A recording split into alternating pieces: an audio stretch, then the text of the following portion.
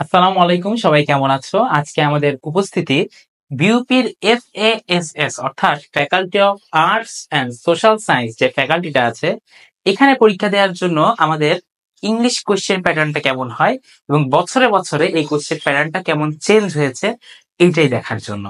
So আমি বললাম যে FASS এখানে ইংলিশ কোশ্চেন প্যাটার্নটা আমরা দেখার চেষ্টা করব। আমরা জানি, দেখো, বিউপি FASS এখানে আমরা মূলত বাংলা, ইংলিশ এবং জিকে এই তিনটা সাবজেক্টের উপর পরীক্ষা দেয়। সো ইংলিশ কিন্তু একটা 3 ভাগের 1 ভাগ, অর্থাৎ একটা বড় গুরুত্বপূর্ণ পার্ট প্লে করতেছে। ইংলিশের মধ্যে আমরা একটু আগে দেখেছিলাম যে FASS এর ইংলিশ প্যাটার্নটা কেমন, কিন্তু FASS আর আমরা একটু আগে দেখেছিলাম যে FSSS এটার ইংলিশ প্যাটার্নটা কেমন। আজকে আমরা দেখবো যে FASS এইটার ইংলিশ প্যাটার্নটা কেমন এবং বছরে বছরে কেমন চেঞ্জ হচ্ছে। দেখো, বিগত 5 বছরের কোয়েশ্চেন গুলো এখানে দেওয়া আছে। এটা আশা করি তোমাদের বুঝতে সুবিধা হবে।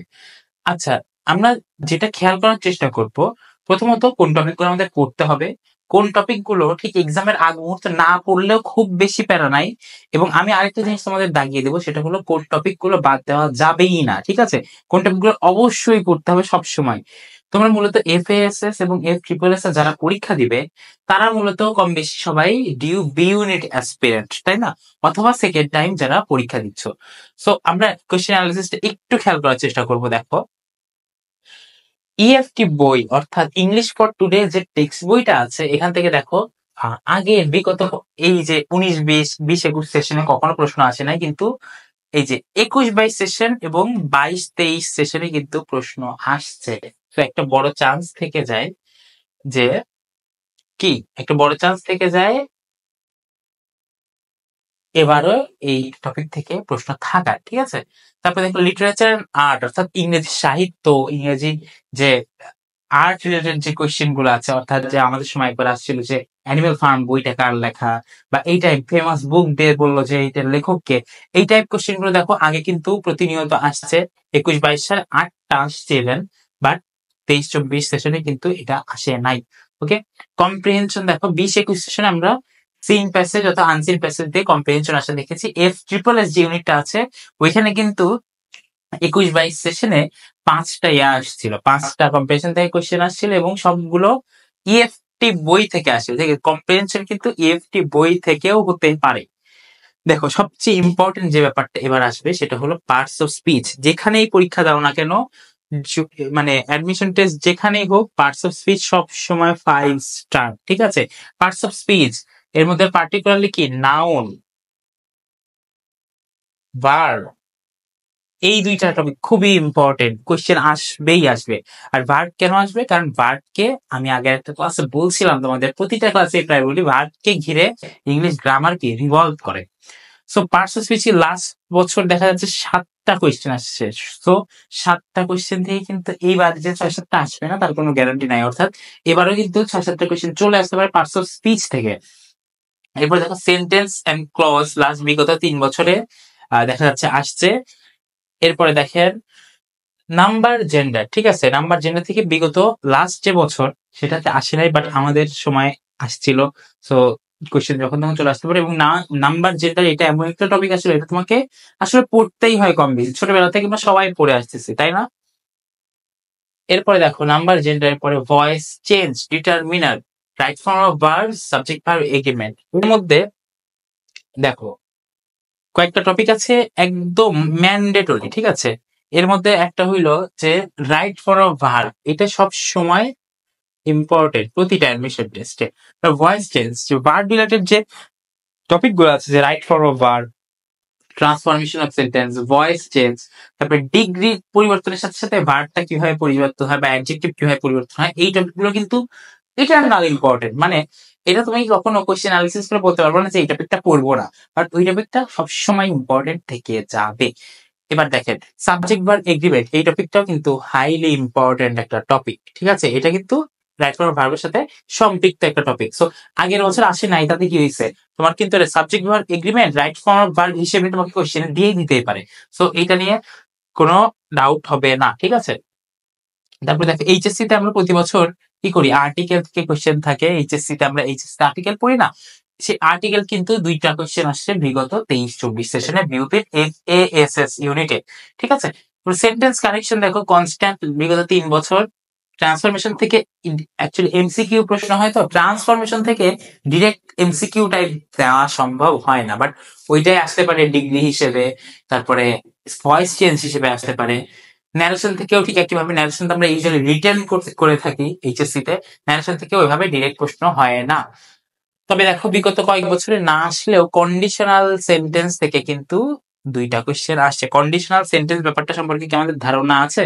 কন্ডিশনাল সেন্টেন্স বলতে বোঝায় ইফ দ্বারা যুক্ত ক্লজ গুলো, ঠিক আছে, ইফ দ্বারা যুক্ত ক্লজ।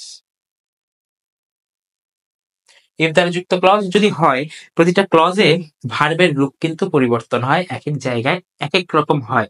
ইফ ক্লজ যদি পাস্ট ইনডেফিনিট থাকে তখন বাকিটা অংশ একরকম হবে। ইফ ক্লজের সাথে যদি হ্যাড অক্সিলারি ভার্ব যুক্ত V3 থাকে তখন কিন্তু আবার ওইদিকে রূপটা ভিন্ন হয়ে যাবে। এই কন্ডিশনাল টাইপ টপিক গুলো কিন্তু ইটারনালি ইম্পর্টেন্ট। আমি আবার বলতেছি, এটা কিন্তু মানে তুমি কোশ্চেন আনসার করা যাই করো, এটা তোমাকে পড়তে হবেই, ঠিক আছে।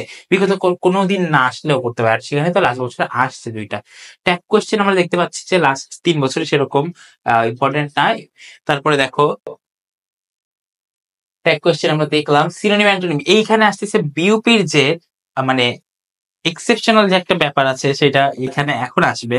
সেটা হলো বিউপি সবসময় ভোকাবুলারিতে ফোকাস করে, FBS বলো, FSSS বলো বা FASS বলো, যে সিনোনিম অ্যান্টোনিম। দেখো এই টপিকটা কিন্তু পুরাই ভোকাবের টপিক, তাই না? দেখো সিনোনিম অ্যান্টোনিম এই টপিকটা ফর বিউপি, দেখো বিউপির জন্য এটা খুবই ইম্পর্টেন্ট। 1 বছরে 7টা কোয়েশ্চেন, মানে তুমি বুঝতেছো 7টা কোয়েশ্চেন আসলে কত ইম্পর্টেন্ট একটা বিষয়। ওয়ান ওয়ার্ড সাবস্টিটিউশন থেকে আসছে, দেখো ইডিয়ামস এন্ড ফ্রেজ থেকেও আসছে। এগুলোও কিন্তু আলটিমেটলি তোমার vocab knowledge. Idioms and phrase, one word substitution হলো ইংলিশের এক কথায় প্রকাশটাই। দেখো 7 5 12, 12 আর 1 13, 13টা কোয়েশ্চেন যদি তোমাকে ভোক্যাব থেকেই দিয়ে দেয় তাহলে আর বাকি থাকে কয়টা, তাই না? আর পার্টস অফ স্পিচ থেকে আবার 7টা আসছে। সো তুমি বুঝতে পারতেছো যে আসলে কেমন কোয়েশ্চেন হয়েছে। দেখো অ্যানালজি থেকে একটা আসছে, অ্যানালজি বলতে হইলো tiger is to meet, so man is to কি হবে, মানে ইজ টু দ্বারা যে তোমাদের আইকিউ টাইপ যে কোয়েশ্চেন গুলো থাকে ওই টাইপ কোয়েশ্চেন গুলো অ্যানালজি। তার প্রিপজিশন, এটা এটা লিখে রাখো যে both for FSSS plus FASS, দুইটার জন্য প্রিপজিশন খুবই ইম্পর্টেন্ট, ঠিক আছে। তারপরে দেখো ইডিয়মস এন্ড ফ্রেজ, তো বললাম যে এটা হলো কি ফর বিউপি ইম্পর্টেন্ট, অনেক ইম্পর্টেন্ট। তারপরে সিনোনিম অ্যান্টোনিমও অনেক important for BUP. Correct spelling দেখো বিউপিতে প্রতি বছর আসছে, বাট স্পেলিং আসলে আমরা কম বেশি সবাই পারি, বাট আমরা কিভাবে চর্চা করতে পারবো যাদের একটু দুর্বলতা আছে, বিভিন্ন গাইড বুকে বা টেক্সট বুকে দেখবে যে তোমার EFT যে টেক্সট বুকটা আছে ওইটার সবগুলো শব্দের স্পেলিং গুলা একদম ক্লিয়ার রাখবা। তারপরে বিভিন্ন গাইড বুকে লেটার ওয়াইজ দেখবা যে A এর কিছু ইম্পর্টেন্ট বানান, B এর কিছু ইম্পর্টেন্ট বানান, এভাবে আলাদা আলাদা কিছু করা থাকে, ওইগুলো খেয়াল করতে হবে। এইটাও কিন্তু আহ বিউপির জন্য ইম্পর্টেন্ট, ঠিক আছে। Correct spelling. ট্রান্সলেশন আর প্রভাব এখান থেকে আসতেও পারে, নাও আসতে পারে, বিগত বছর আসছে আসে নাই, এইটা খুব একটা যে ইম্পর্টেন্ট টপিক এটা আমি বলতে পারতেছি না।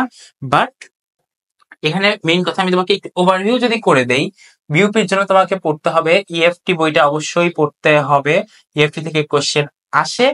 এরপরে তোমাকে পড়তে হবে বেসিক গ্রামার, ঠিক আছে। বেসিক গ্রামার বলতে কি, তোমাকে একদম গভীর থেকে, অনেক সমুদ্র থেকে, অতল সমুদ্র থেকে গুপ্তধন তুলে আনতে হবে না। বেসিক গ্রামার যেটা তোমার এক্সপেক্টেড যে তুমি পারবা, যেমন parts of speech, noun pronoun adjective চিনতে পারবা, ভার্বের type, finite verb, non finite verb, principal, auxiliary, এগুলো যে জানবা, এটা তো তোমার থেকে একদম জেনারেল এক্সপেকটেশন, তাই না?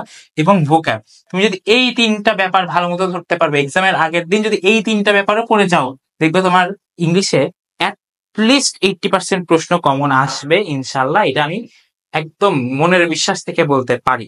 ওকে, সো FASS এর যে কোয়েশ্চেন গুলো মূলত কিন্তু এই 3টা ব্যাপারের উপরে রিভলভ করেছে ইংলিশে।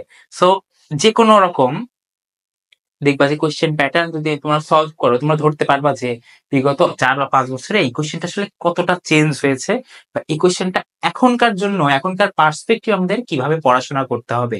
আমি আশা করি তোমরা সবাই পরীক্ষায় ভালো করবে। ইউপি এর FSS, FSSS দুইটা এক্সামের জন্যই সবাইকে শুভকামনা।